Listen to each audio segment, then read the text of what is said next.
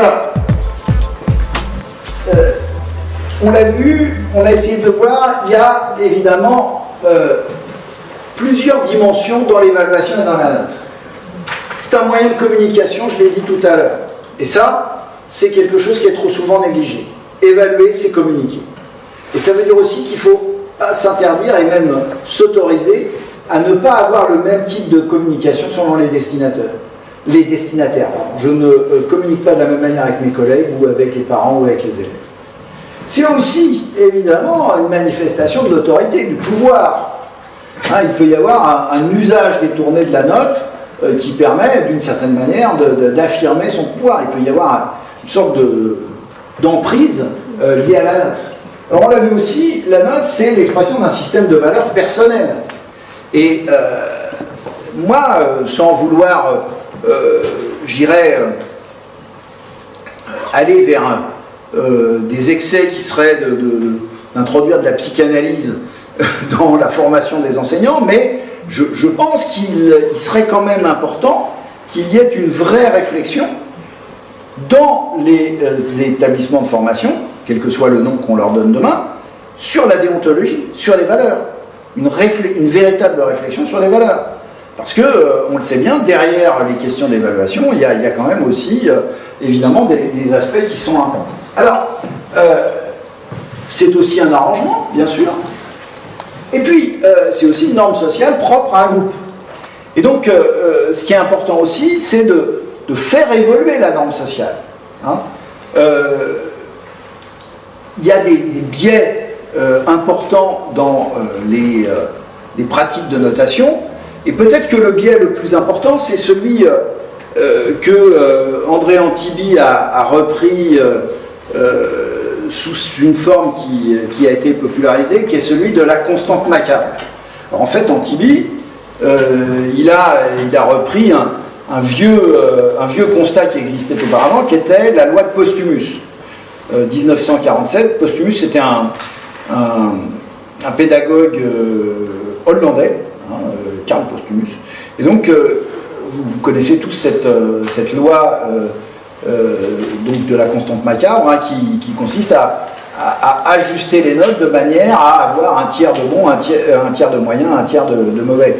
Et donc, en fait, d'avoir cette distribution gaussienne des notes, hein, et en fait, ce que dit Antibi et ce que disait avant lui cette loi de Posthumus, c'est qu'en fait, ça, c'est le résultat d'une certaine pression sociale, et c'est le produit de notre culture. Notre culture de la note, elle est fondée là-dessus. Elle est fondée sur ce tri, sur cette sélection. Alors, j'ai pas trop le temps de développer, mais on peut y revenir éventuellement.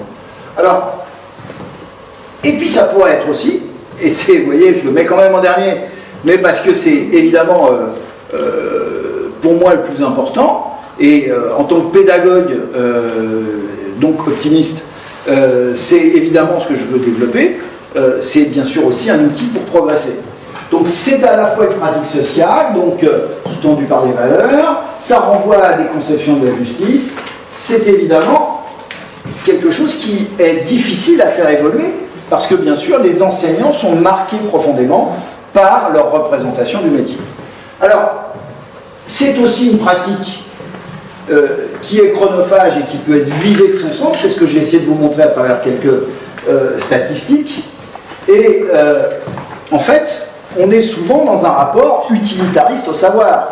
Combien de fois avons-nous vu les élèves jeter leur devoir à la poubelle une fois que la note a été donnée, hein, on sait bien que c'est quelque chose qui est extrêmement agaçant, parce que nous on a passé du temps à les corriger, les copies, déjà, et d'une, et puis parce que surtout c'est la manifestation d'un rapport strictement utilitariste. Hein, je disais une fois dans une interview où on m'interrogeait sur les portables à l'école, je leur dis, vous savez, l'application qui est la plus utilisée par les élèves, c'est Pronote, hein, en fait, hein, c'est celle qu'ils utilisent le plus sur leur portable, pour savoir les notes qu'ils ont déjà eues, etc. Enfin bref.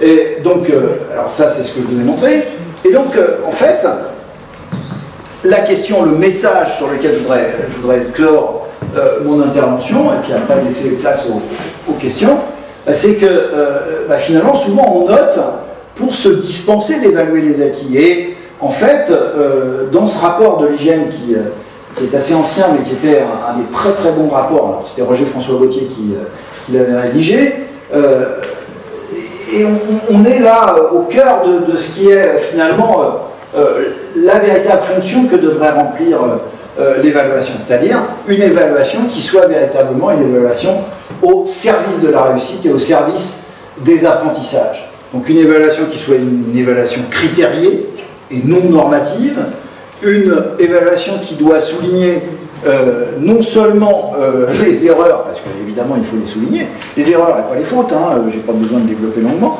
mais aussi les réussites, aller vers l'auto-évaluation, parce que finalement l'évaluation devrait être sa propre fin. On devrait d'une certaine manière évaluer pour ne plus évaluer, pour que l'élève soit aussi en mesure de s'évaluer lui-même. Et puis bien sûr, considérer que l'évaluation n'est pas une fin en soi, comme je l'avais pointé. Et donc, en fait, aujourd'hui, on voit bien que ce qui rend difficile le débat sur l'évaluation, c'est qu'il y a en fait deux logiques qui s'affrontent et qui sous-tendent le débat sur l'évaluation. Une logique qui est celle du classement, produit de notre culture. Rappelons-nous Jules Ferry, Napoléon, etc., ce qu'on a vu tout à l'heure. Et puis, une logique qui est celle de la régulation, qui est celle des apprentissages, celle où il faut comprendre le processus d'apprentissage pour mieux aider à apprendre. Et donc, c'est aussi cette logique-là qui doit permettre la différenciation, qui doit permettre à chacun de trouver sa place dans l'évaluation. Alors là aussi, c'est un très vieux dessin qui date des années 30. Alors pour une sélection juste, chacun doit évidemment faire la même évaluation. S'il vous plaît, montez à l'arbre.